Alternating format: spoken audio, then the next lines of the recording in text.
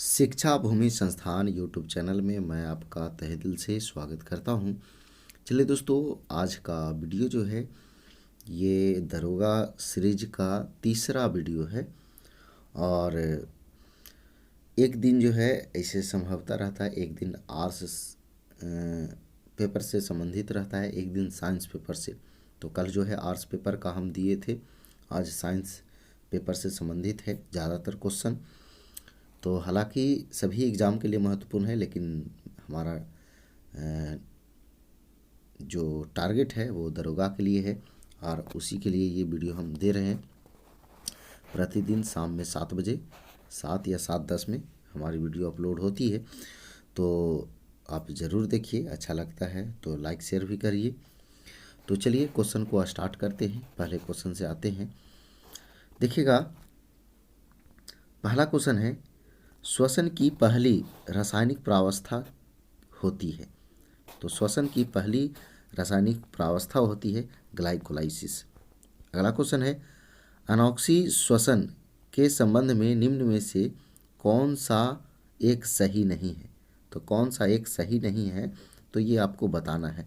तो इसमें जो है आपको अनॉक्सी श्वसन की क्रिया माइटोकॉन्ड्रिया में पूर्ण होती है, ये सही नहीं है। चलिए आगे बढ़ते हैं। अगला क्वेश्चन है, निम्नलिखित में कौन सा हार्मोन अमाशय के जठर ग्रंथि को उत्तेजित करता है जो जठर रस स्रावित करती है। तो इसका आंसर हो जाएगा गैस्ट्रिन। अगला क्वेश्चन है, रंध्र के खुलने से खुलने या बंद होने की क्रिया नियंत्रण किस हार्मोन द्वारा होता है। तो इसका आंसर हो जाएगा साइटोकाइनिन और एबिसिसिक अम्ल। साइटोकाइनिन और एबिसिसिक अम्ल, ऑप्शन ए। अगला क्वेश्चन है, प्रकाश संश्लेषण के दौरान ग्लूकोज के एक अणु के निर्माण के लिए केल्विन चक्र कितनी बार होना चाहिए। तो इसका आंसर हो जाएगा 6 बार, ऑप्शन सी। अगला देखिएगा, लसिका में क्या नहीं होता है। तो लसिका में जो है आरबीसी नहीं होता है। अगला क्वेश्चन है, ग्राम पॉजिटिव तथा ग्राम निगेटिव बैक्टीरिया में अंतर होता है उसके कोशिका भित्ति के कारण, उसके कोशिका भित्ति के कारण। अगला क्वेश्चन है, मानव रक्त के कोलेस्ट्रॉल स्तर को घटाने में सहायक स्टैटिन तैयार होता है। तो ये जो तैयार जो होता है ईस्ट से तैयार होता है। अगला क्वेश्चन है, जूट की रेटिंग के लिए किण्वनकारी सूक्ष्मजीव है। तो जूट के लिए किण्वन के लिए जूट की रेटिंग के लिए किण्वनकारी सूक्ष्मजीव है। तो ऑप्शन दिल्ली क्लोरोस्ट्रिडियम एसिटोब्यूटाइलिकेम। अगला है, निम्न में से किस आर्थिक क्षेत्र द्वारा हरित गृह गैसों के उत्सर्जन का प्रतिशत सर्वाधिक रहा है। तो इसमें जो है आपका आंसर होगा विद्युत और ऊर्जा उत्पादन क्षेत्र, ऑप्शन सी। अगला क्वेश्चन है, मॉन्ट्रियल प्रोटोकॉल के संबंध में निम्नलिखित कथनों पर विचार कीजिए। और क्या पूछ रहा है, असत्य पूछ रहा है। इसमें से कौन असत्य है। तो ध्यान दीजिए, यह ओजोन विघटनकारी एवं वैश्विक तापन के लिए जिम्मेदार सभी पदार्थों के उत्सर्जन पर क्रमशः रोक लगाने हेतु एवं बाध्यकारी अंतर्राष्ट्रीय संधि है। तो ये जो है यही आपका गलती है। इसे 1987 में अपनाया गया और 1989 से यह प्रभावी हुआ। भारत ने इस पर 1992 में हस्ताक्षर किया। ये दोनों सही है। कहने का मतलब ये कि इसका आंसर जो है ऑप्शन ए होगा, यानी कि एक जो है वो गलत है। आगे देखिएगा, आगरा के विश्व प्रसिद्ध ताजमहल को मुख्यतः किस गैस से खतरा है। तो इसका आंसर है SO2 से। आगे देखिएगा, जल कांच को भिगोता है क्योंकि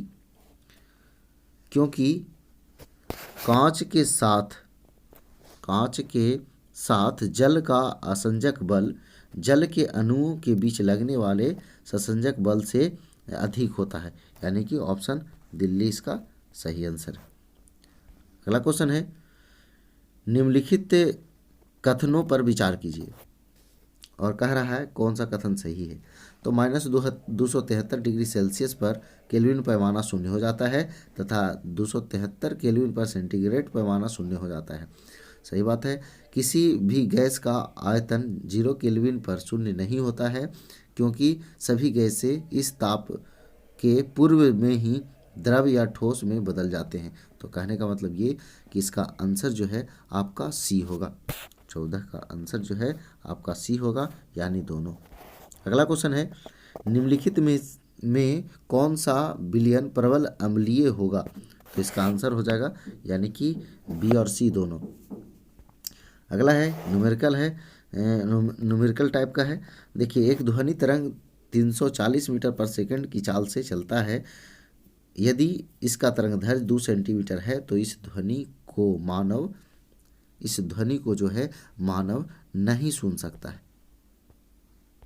अगला क्वेश्चन है 17 नंबर क्वेश्चन कह रहा है कि एक सरल सूक्ष्मदर्शी से बना हुआ प्रतिबिंब होता है तो अब आभासी और सीधा होता है। ऑप्शन ए सही आंसर है। अगला क्वेश्चन है, निम्न में कौन सा एक सही नहीं है। कह रहा है कौन सा एक सही नहीं है, तो देखते हैं कौन सही नहीं है।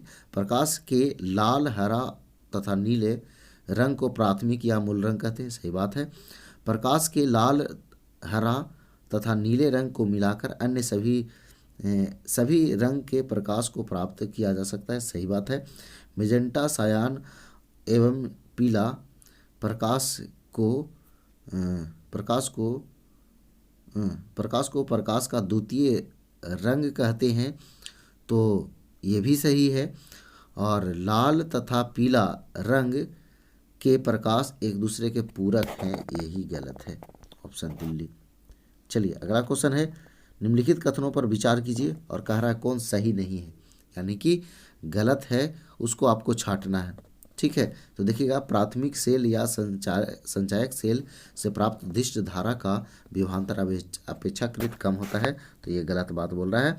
फिर कह रहा है जल विद्युत या ऊष्मीय विद्युत द्वारा उत्पन्न प्रत्यावर्ती धारा का विभवांतर उच्च होता है, ये भी गलत है, यानी कि दोनों गलत है। चलिए अगला क्वेश्चन है, किसी विद्युत धारावाही लंबी परिनालिका के भीतर चुंबकीय क्षेत्र होता है। तो ध्यान दीजिएगा, इसके अंदर जो है सभी बिंदुओं पर समान होता है। अगला क्वेश्चन जो है न्यूमेरिकल टाइप का है, तो इसको आप हल कर लेंगे। इसका आंसर जो है ऑप्शन बिहार होगा। अगला है, निम्नलिखित परिपथ में 2 ओम प्रतिरोधक द्वारा प्रयुक्त शक्ति कितनी है। तो इसका भी आंसर जो है आपका दिल्ली होगा। चलिए अगला क्वेश्चन है, एक रेडियो एक्टिव पदार्थ के अर्ध आयु 4 महीने है।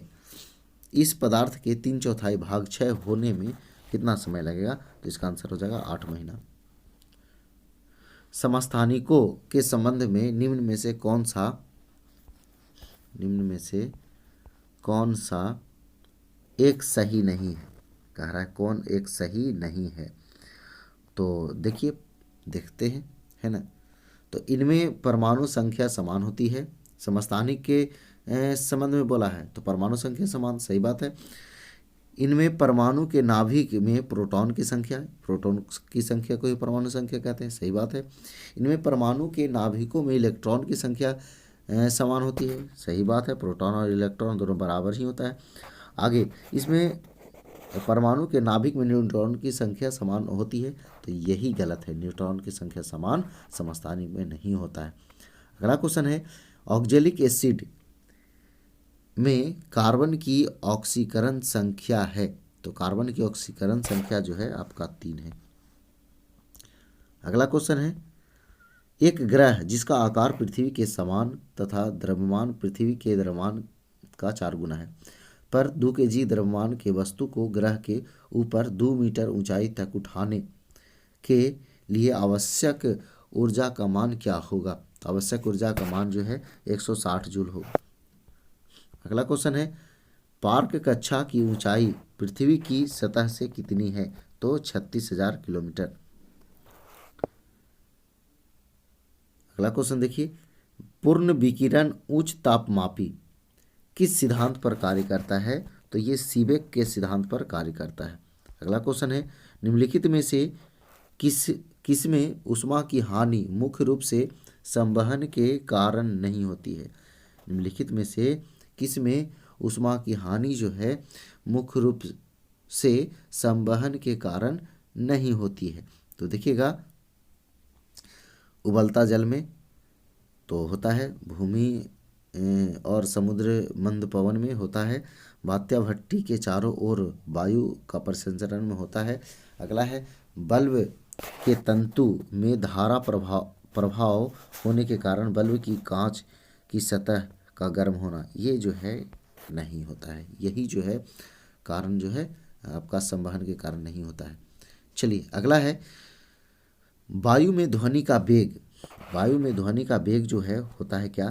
तापमान के वृद्धि, यानी कि तापमान के बढ़ने से बढ़ता है और घटने से घटता है। ऐसे आर्द्रता बढ़ता है तो उससे भी बढ़ता है। तो यहाँ पे तापमान का बात बोल रहा है, तो यहाँ पे जो है ताप घटने से घटता है और ताप बढ़ने से बढ़ता है। आगे देखिए, अगला क्वेश्चन है, प्रासरव तरंग के बारे में निम्न कथनों पर विचार कीजिए। अब इसमें क्या कह रहा है भाई? कौन गलती छांटने कह रहा है या फिर क्या कुछ कह रहा है? ऑप्शन और देख लेते हैं, उसके बाद क्लियर पता चलेगा। तो देखिएगा, कूट भाषा में बोल रहा है ना? कूट भाषा में जो है बोल रहा है कि कौन जो है सही है ना? चलिए तो देख लेते हैं फिर से। प्रासरव तरंग के बारे में जो है विचार कीजिए। कह रहा है ये कीड़े को नष्ट करती है, सही बात है। ये कपड़ों से धूल हटाकर उन्हें साफ कर सकती है, सही बात है। इनका उपयोग जो है बीमारियों के उपचार में किया जाता है, सही बात है। ये स्वचालित दरवाज़ों को नियंत्रित कर सकती है, सही बात है। तो उपयुक्त में से ये सभी के सभी सही है, ठीक है। चलिए आगे बढ़ते हैं अगला क्वेश्चन की ओर। अगला क्वेश्चन है, जब एबोनाइट की छड़ को बिल्ली की खाल से रगड़ते हैं तो एबोनाइट के छड़ पर क्या होगा? देखिए, जब एबोनाइट की छड़ को बिल्ली की खाल से रगड़ते हैं तो एबोनाइट के छड़ पर क्या होगा? एबोनाइट के छड़ पर क्या होगा? तो इसका आंसर जो हो जाएगा आपका ऋण आवेश हो जाएगा।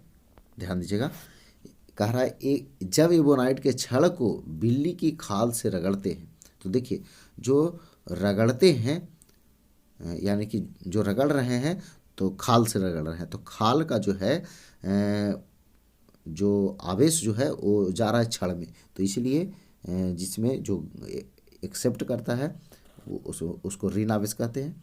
चलिए आगे, अगला है, आधुनिक सौर सेल की दक्षता कहाँ तक होती है? आधुनिक सौर सेल की दक्षता कहाँ तक होती है? तो 25% तक होती है। अगला क्वेश्चन है, भारत सरकार ने किस वर्ष राष्ट्रीय कुष्ठ रोग उन्मूलन कार्यक्रम की शुरुआत की? तो 1983 में। 1983 में। अगला क्वेश्चन है, गूगल की मुफ्त पब्लिक वाईफाई सेवा प्रदान करने वाला देश का पहला रेलवे स्टेशन जो है कौन है? तो ये जो है आपका मुंबई सेंट्रल रेलवे स्टेशन है। Mumbai central railway station, option Bihar सही आंसर है। चलिए आगे बढ़ते हैं। आगे है, कार्बोरेंडम का रासायनिक सूत्र है। तो कार्बोरेंडम का रासायनिक सूत्र है Al2O3 × 2H2O। अगला क्वेश्चन है, BGR 34 किस रोग से संबंधित है? तो ये कैंसर रोग से संबंधित है। अगला क्वेश्चन है, निम्नलिखित पर विचार कीजिए, और कह रहा है कौन मिश्रण है? तो ध्यान दीजिएगा, इसमें सीमेंट, कांच और दूध ये जो है आपका मिश्रण है और बाकी सब मिश्रण नहीं, यानी कि 38 नंबर का ऑप्शन ए सही है। आगे देखिए 39, फोटोन की ऊर्जा E, संवेग P तथा वेग C से सही संबंध क्या है? तो सही संबंध जो है आपका P बराबर E/C है।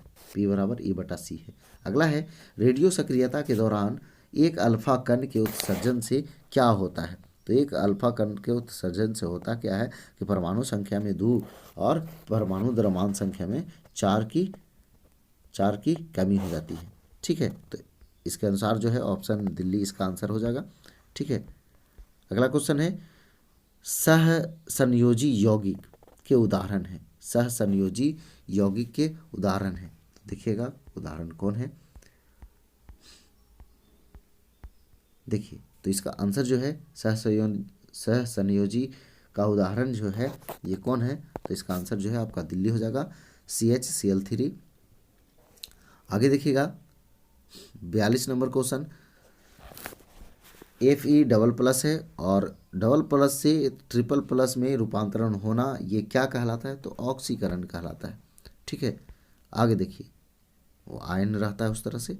आगे देखिए 43 नंबर, निम्नलिखित में कौन सा विलयन प्रबल अम्लीय होगा, तो देखिए ये क्वेश्चन रिपीट हो गया है, पहले भी था, तो कहने का मतलब ये कि बी और सी इसका सही आंसर है।